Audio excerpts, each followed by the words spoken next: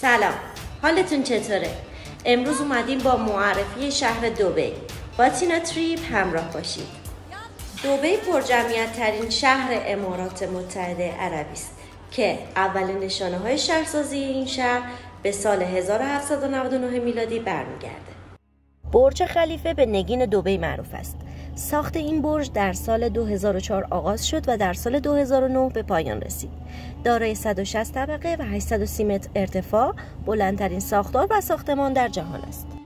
شهربازی دنیای ماجراجویی IMG بزرگترین و وسیع‌ترین شهربازی سرپوشیده دبی است و یکی از پارک‌های موضوعی جهان شناخته می‌شود و هر گونه بازی مهیج و فوق‌العاده در این شهربازی پیدا می‌شود. اگر علاقه‌مند هستید با فرهنگ و آداب و رسوم مردم اصیل امارات آشنا شوید، به مرکز فرهنگی شیخ محمد سری بزنید. در آنجا با برپایی برنامه‌های مختلف زندگی به سبک عرب را تجربه می‌کنید، همراه با وعده‌های غذایی صبحانه، ناهار و موسیقی زنده. ساحل کایت دبی در امتداد ساحل جمیرا قرار دارد. مکانی مناسب برای کایت بازی و نمای زیبایی از برج العرب که در آن پیداست.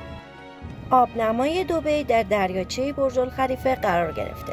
با مساحت 12 هکتاری در شبها با نورپردازی و پخش موسیقی همراه می شود. دبی مال بزرگترین مرکز خرید در جهان است و شامل بیش از 1200 مغازه و همچنین دارای بزرگترین آکواریوم سرپوشیده در جهان و بزرگترین بازار طلای سرپوشیده جهان است. از دیگر مکان‌های تفریحی این بازار زمین اسکیت روی یخ، 22 سالن سینمای مجهز، رستوران‌های شیک نیز هست.